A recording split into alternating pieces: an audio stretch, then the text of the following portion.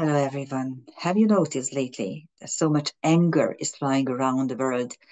People are just flying off the handle. They are really aggressive to each other on demonstrations, revolts. Everyone seems to be really, really angry and aggressive. And of course, this is the effect of the upcoming uh, Aries full moon. If you take a look at the signs, the opposing signs are always juxtaposing energies. They're always polar opposites of the year, especially if you take a look and if you take into consideration that astrology is not really reading the skies or the heavens. Astrology is describing nature.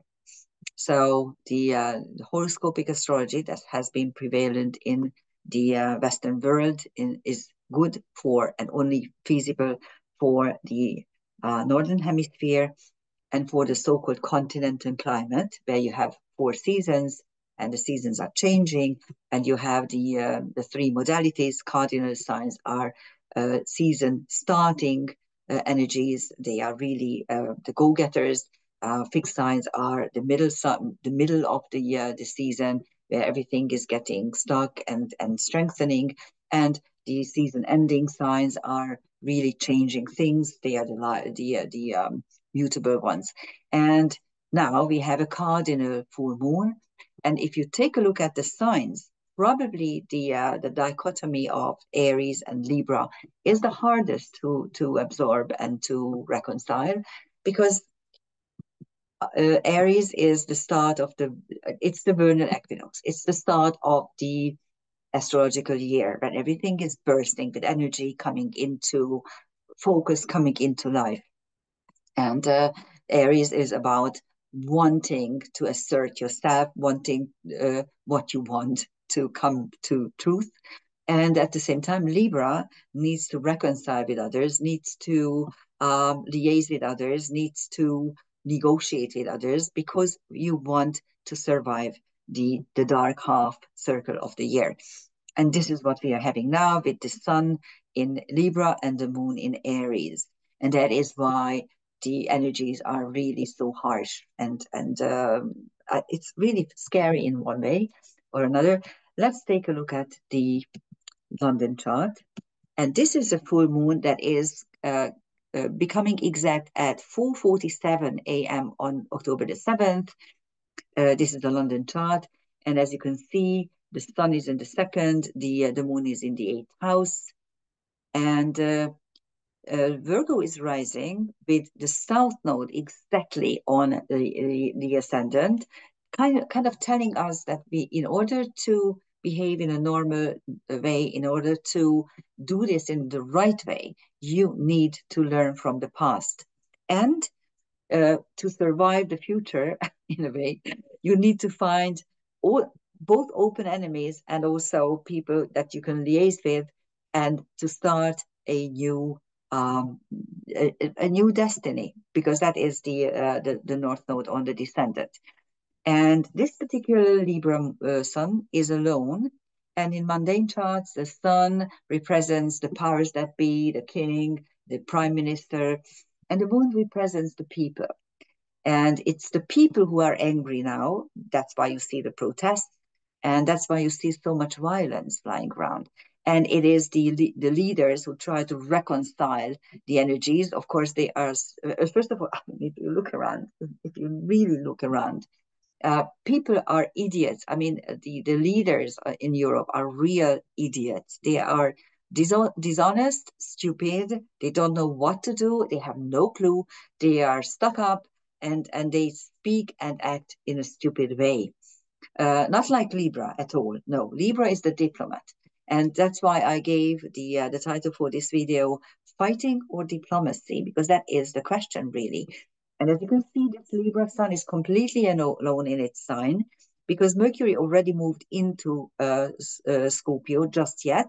That's another sign that you are not going to be able to negotiate stuff, because when the sun and Mercury are in a different signs, then it's very, very hard to think clearly and to utter things clearly. So that is That's the issue. And look at how many things are in Aries. First of all, Neptune is still in Aries, barely, but still there, retrograding back into its own sign. Ceres is also retrograding, so we are fighting for our homeland, really, and people are fighting for what was really good and nice in their lives. Dark Moon Lilith, which is in a separate conjunction with the Moon, because at the same time, it's really in the opposition, because the Dark Moon Lilith is the second turning point of the Lilith myth, denoting the acceptance of the curse. It doesn't mean that you are being cursed. It doesn't mean that you are cursing someone. It simply means, if you know the myth, if not, go to my channel and find there are at least 5 different videos on the Lilith myth, and this is the dark moon, and it's the turning point where Lilith says, I will do whatever I damn well please, and I don't care if you are going to curse me for it. And that's what she does. She leaves the Garden of Eden and does what she wants to do. So that's a dark moon and moon conjunction in Aries. This is a very, very strong and very angry moon. And at the same time, the Chiron Aries conjunction, which is this year's main karmic astrological feature, is getting really, really tight. It's almost exact, but not yet. We're going to look at it when it's going to be exact, I promise. And Aries denotes drastically altered outward circumstances, and Chiron denotes karmic wounds. In Aries, it means that wounds around aggression, violence, wars, fire, blood, all kinds of really negative things. The IC has the IC is in Sagittarius, and Vesta is there, kind of telling us that we need to focus on the past and on our home, of course. And the Aries, sorry, the Uranus Sedna conjunction is also very, very tight. Sedna is not going back into Taurus, but it's still retrograde at the moment, and Uranus will be going back to Taurus.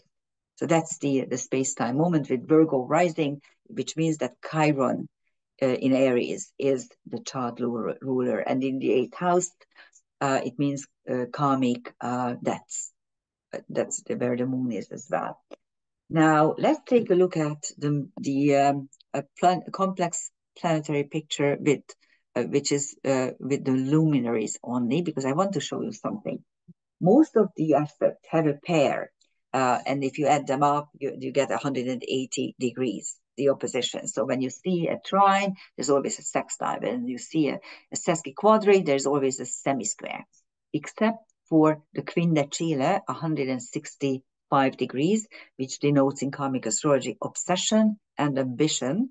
And there is an exact Sun-Neptune quindecile. So there's an obsessed wish to create something that is our dream, to go higher up there, to understand the not tangible reality, to go beyond what is feasible, what is immediately understandable. So go to go to the transcendent levels. That is what it means. We need to understand what's going on. And in this particular chart, every other aspect for the sun also is there for the moon, except for the quindecile from Neptune. That is why it doesn't have a pair. There's no 15 degrees. Although you could create a 15 degrees because it's half a semi-sextile. So it's a semi-sextile. There's something like that. Anyhow, there is a beautiful mystic rectangle, actually, with the luminaries and the MCIC angle. This is only in London. Unfortunately, for instance, in Hungary, we have a grand cross between the angles because we have a cardinal, ascendant, and midheaven.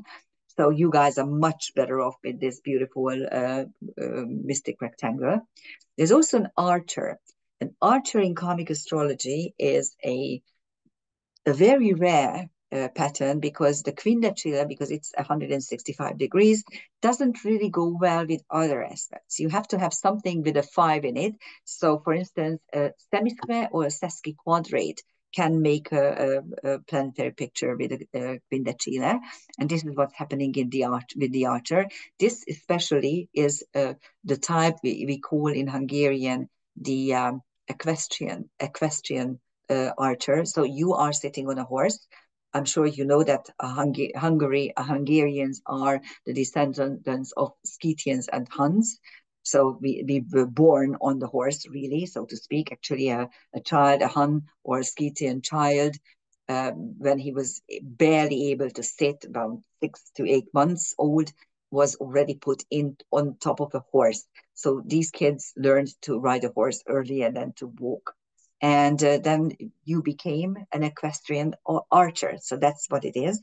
You have 165 degrees. That is the Quindecile, obsession, ambition, between the Sun and Neptune. You also have a sextile between Neptune and the Uranus-Sedna conjunction. Uranus is change, and Sedna means drastic. Sedna means creation through dissection. So, in order to survive, in order to have our dreams come true, we need to rearrange stuff that is non-working. This particular Saski quadrate is not that bad because it is occurring it's forming in the air signs. So actually, what I call whenever I see a Saski quadrate in the same signs, same elements, not signs, elements, of course, it's in the air. I always say that this is like an energized trine. And whenever you see a Saski quadrate in anyone's chart, it means that this is an issue that the native has been working on many, many lifetimes and almost resolved it, has almost resolved it. And in this lifetime, he will be hopefully able to resolve it. And in this case, it's the change we are seeing.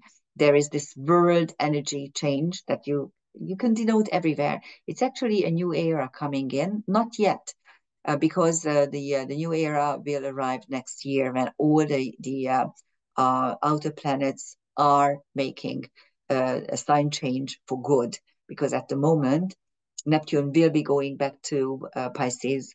Saturn just went back to Pisces, and Uranus will be going back to Taurus as well. So you don't yet have the change fully and completely. Okay, so that's going to be next year. So that's the Archer. And the Archer means that I'm able to control the horse. I'm sitting on a horse. And at the same time, I know how to carry the bow, and I know how to shoot and aim and shoot. So it's a very powerful planetary picture. And it's between Uranus, Saturn, Neptune, and the Sun. There's also a harmony triangle, which is made by a trine and two sextiles. And there's always an apex. In this case, it's Neptune, and it's the Pluto-Uranus trine, which is another world aspect that is really important this year. Those who were born in 1965, 66, maybe 67 even, have the conjunction, Uranus-Pluto conjunction. Then came the square between 2011 and 2016, 15 really, because in 16 it was already separating. But the square was 7 times, exact 7 times. And I kept saying then to my students that by the time this is over, you won't recognize your world. And here in Europe, we have not recognized our world because it changed so completely, and not to speak about the last 10 years. And now we have the trine. And this is a blessing, really. It means the two very powerful vehicles of change, because Uranus is really change, revolt, and change, and all kinds of flashes of inspiration. And Pluto is the transformer. So you can actually do this. And since the trine is again in air signs, it means you can go back to rationality, and you can leave behind the vogue idiocy and all the things that they got distorted in the last 10 years. Hopefully we will be able to do it. And if yes, then we will be able to create our new dreams. So that's the harmony triangle. And there's also a tensely dissolved opposition. The Sun-Moon opposition is dissolved tensely by the Uranus-Sedna conjunction. But as I said, luckily, the Saski quadrate is in, again, air sign. So this is a very powerful and militant moon, full moon, but it has a lot of thought and negotiation tugged in it, which is, I hope, gives us some a positive outlook. Here are the transcendental objects. There are quite a few of them. First of all, the sun has two pharaohs, Khufu and Zoser. One is an empire builder, the other one is a pyramid builder. Diomedes, who there are at least 2 or 3 Diomedes in Greek mythology and history. One is the Thracian king. Thracians were the worst, the wildest of the Greek tribes. They lived up in the mountains and they were really very harsh. And the other Diomedes that comes to mind at the moment is one of the generals in the Trojan War. So he's a militant, harsh, macho figure for sure. And there's Logos, a TNO, which is creation through words. So be careful during this particular full moon, because what you create might become truth. And there's also Agora, which is the delta star of Corvus, which I'm going to look at it in a minute. And on the moon, you have Lailakuhuna, an ETNO, an extreme TNO. And it's a Hawaiian mythology. I'm not going to tell you the whole. I do have a video, so if you are interested in, just Google it. It's on my channel, both in English and in Hungarian. And Lailakuhuna is a migrating bird. It's a myth. It's a chant, really. And within the chant, creation chant, you have this migrating bird who flies always back to his or its nest. And this represents the incarnating soul, how it always wants to fly back to its nest. And the original nest, of course, is what Judy Hall, my master, called the soul pole, the original soul pole, which is probably a much, much higher dimension. I don't know. I only look at up at until the 7th. I can describe to you all 6 or 7 dimensions, how they manifest. So that's why I say it's the 7th dimension. But and you know, there are so many sevens, 7th heaven, not to speak about the 7 headed monsters like the dragons or the 7 dwarves. 7 is a sacred number. So that is why I consider it on the 7th dimension, but it could be much higher, of course. But so the soul yearns to go back there, but once it's there, it yearns back to fly to the earth plane, because this is a Las Vegas. I always say that there are so many potential pleasure potential, let's put it this way. So you can, for instance, today I was working in the garden. I just came in. It was a really nice, it was a little bit cold. We had some really cold spell, but it was very nice and sunny, and I really worked very hard to put everything in order, and I mulched and I planted the winter flowers and blah blah blah. And then I sat down in as the sun was going down, and I had a glass of wine, and I felt happy. And yeah, this is what we want. We want to feel happy on the earth plane. Yes, there's pain as well, but we want to feel happy. And Lailakuhuna really describes this yearning, how we always want to go back to where we used to be, what we are longing for. And then on the moon, there's also Alderamin, which is Alpha Cepheus, and Alpheratz, which is Alpha Andromeda. We are going to look at them in a minute. And on the midheaven, you have Aphrodite, the goddess of love. On the IC, you have Sophia and Medusa, 2 very strong feminine archetypes, the goddess of wisdom and the strong, raging feminine. And then there's also the great attractor, which is one of the key celestial areas. There is a video on my channel. You can take a look at the 3 key celestial areas in karmic astrology, and then separately the great attractor. And this is the center of Laniakea, our cluster of galaxies, which is a huge, enormous galaxy cluster. And the central doesn't really look like that it is. It should be a black hole, a supermassive black hole, but it's not. And we don't know what exactly it is. And it's called a galactic anomaly. That's how the astronomers call it. But anyhow, in karmic astrology, it denotes the dilemma of fate and free will. That is on the IC. And the IC is our karmic roots, the past, our history. What was fated and what was by chance, what was governed by free will, and what was predetermined. That is the IC. We should really learn from history. No wonder in Western countries don't teach history. They don't want you to remember your past. They don't want you to learn from the past. Okay, so that is on the IC.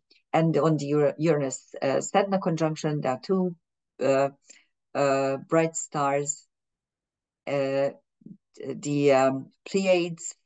Why is it Deneb-Kaitos? Sorry, I put this twice there. This is not here. I apologize. Okay, yes, on Uranus Sedna you have the Pleiades, the home of the creator goddess, and Mirfak, which is Alpha Perseus, heart of the celestial hero. It's one of the main heroes of the Greek mythology. On Neptune, that's where you have Deneb-Kaitos. On Neptune, you have Borasisi, a centaur, and actually a TNO, which is the tyrant. It's one of the tyrant TNOs or tyrant centaurs. The reason why I use centaur instead of TNO, because TNO is the denominator how the astronomers label it.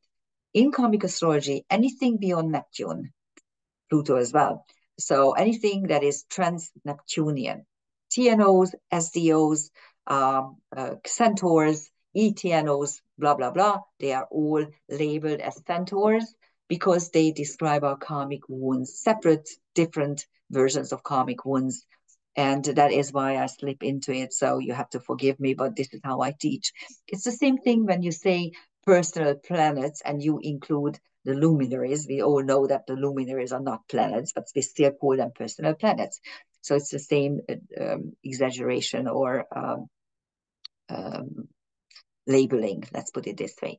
So on Neptune, you have Borasisi, and besides Borasisi, you have Shat, which is one of the healing words of suicide victims. That is where we are being taken right after a suicide.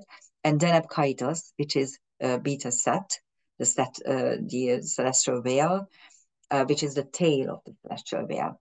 And on Pluto, there's still Altair. Actually, Pluto is on Altair. Alpha Aquila is one of the shaman stars that is flying towards the North Pole.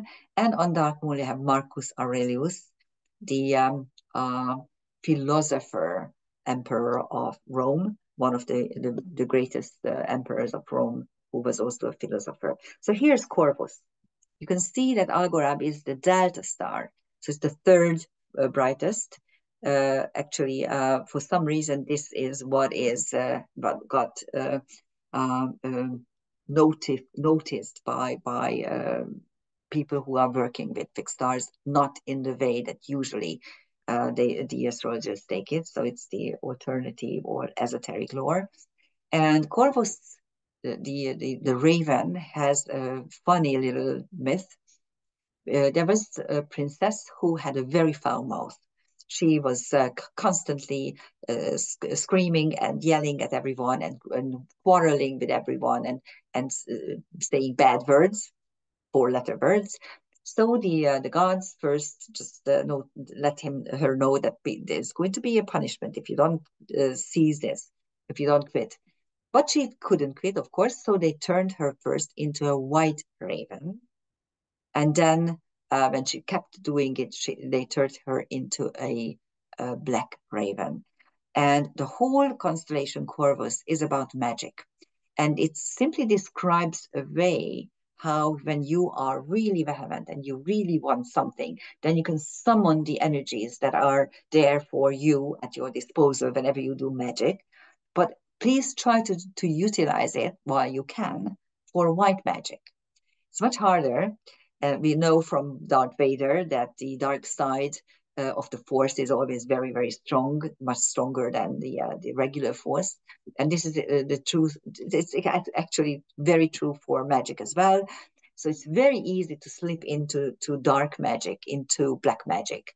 and that is Corvus. So the whole constellation Corvus is about magic and how you exercise your magical properties. And here's Kephos and Andromeda, and actually the whole mythology. Kephos, the king of Ethiopia, his wife Cassiopeia. Here you see the W of Cassiopeia. It's a very prominent asterism. You look at up the sky, you always notice it because it's a circumpolar star, so you can always find it up there when it's clear sky. And Cassiopeia is a very vain queen who is totally absorbed by her own beauty, so much so that she is hurting offending the Nereids.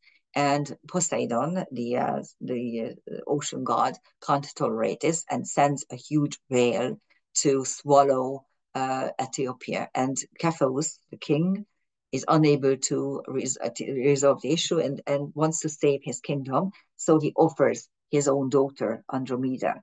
So she is chained to the rocks for the whale to just take her. But then comes Perseus on his flying horse, winged horse, and he rescues her and she marries him. So it's a happy ending.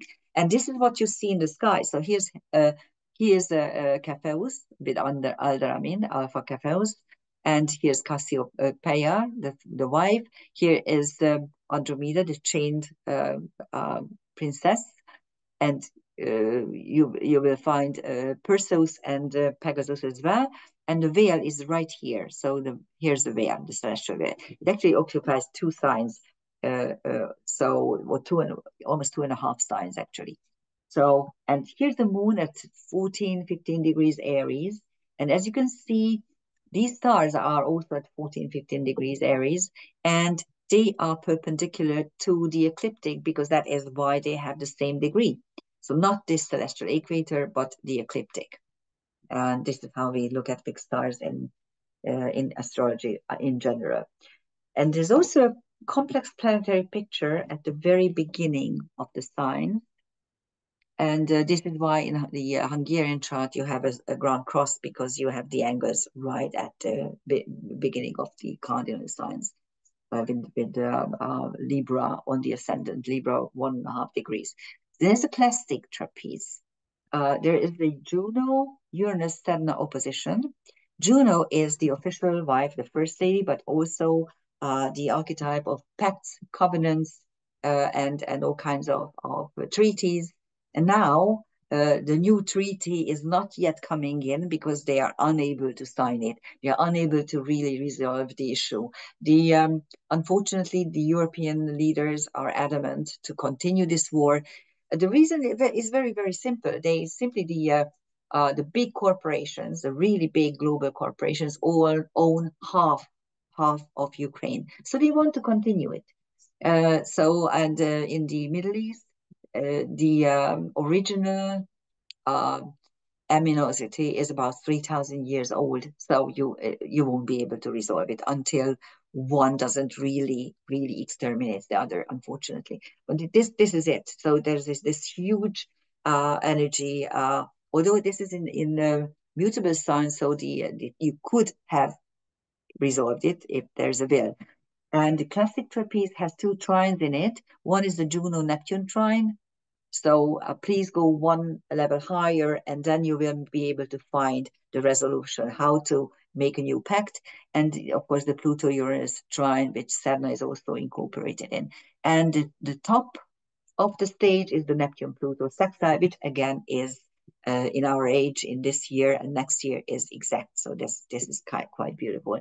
And that's a classic trapeze. There's also a fixed air engine involving Mercury, Uranus, Sedna, and Pluto. So there's a Pluto-Mercury fixed square. This is why the negotiations are not really going anywhere, and that is why you need to renew it as Uranus and Sedna. You need to take the non-working segments of anything and throw it out, and just you might be able to do it. The fixed square makes this a little bit tedious to resolve. And there's also a finger of fate with Mercury at the apex and Neptune and Uranus Sedna, the resolutionary sextile. And there are a few transcendental celestial objects. We already took a look at the Uranus, Sedna, and Neptune, and maybe Pluto as well. But anyhow, Pluto has Altair, which is Alpha Aquila. Sorry.